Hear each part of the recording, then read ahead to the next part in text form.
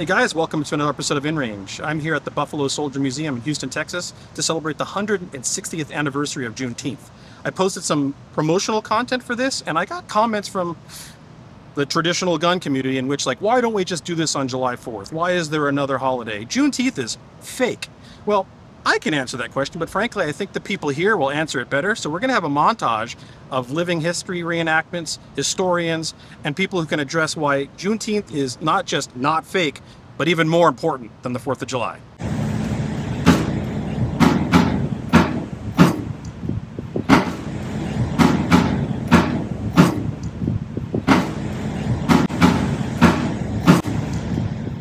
My answer to that is this country was founded on principles of freedom. I mean, we literally started a revolution in 1775 because we wanted freedom from Britain. Juneteenth is literally about freedom, right?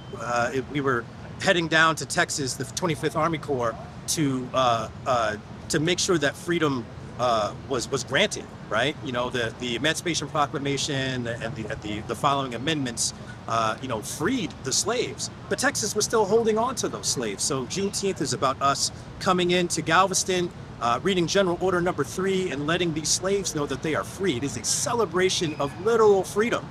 Now, any patriot in this country loves freedom. This is what we were founded on. So how can Juneteenth be a fake holiday when we are literally celebrating freedom? The very principle this country is founded on.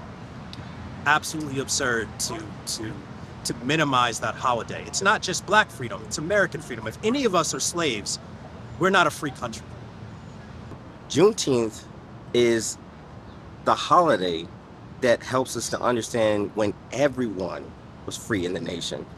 July 4th is just when we became independent from the Empire of Great Britain. You know, when we became the United States of America and we gave rights and privileges to pretty much just people who are white, Anglo-Saxon, Protestant, land-owning males. But Juneteenth is a holiday when people were actually free. Everyone was free.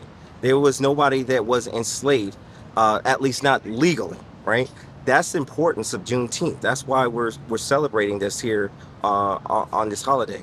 Juneteenth is the legacy of the Emancipation Proclamation. Juneteenth is the legacy of the 13th Amendment, which gives abolition to slavery. Juneteenth is the culmination of the 14th Amendment, which gives citizenship and equal protection under the law. Juneteenth is the 15th Amendment, which gives universal suffrage. It's all part of this transitional period. Juneteenth is when the Army comes from the East, all right, mainly in this unit, the 25th Army Corps, to the West to close the war, to help manifest those U.S. amendments that I just said. Basically, July 4th is not really our Independence Day, black people. Black women, black men. It was meant for a completely different time. We were still slaves. We didn't have a say, we didn't have a right. We were still being brought over here against our will. Juneteenth is for us.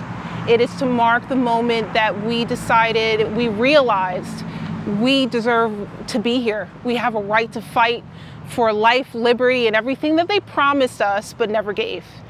And so that's what we're doing. And from that point forward, it's about standing up and having a voice and being as loud as we need to be, as obnoxious as we need to be if need be.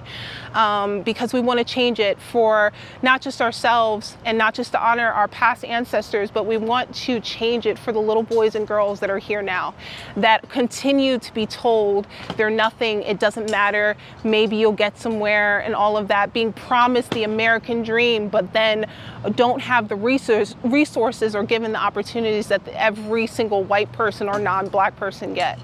And that's what it's about, is to spread that. Let them know you matter, you're important, you have what it takes, and we're here to support you.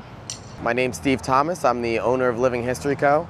And the reason why Juneteenth is important is if you jump back to 1607, that's when they found the Virginia Company. 1619, they start bringing the first Africans. Not necessarily enslaved people, but more like indentured. By 1687, you have white people and black people who are fighting against who rebel against the crown and burn down Jamestown.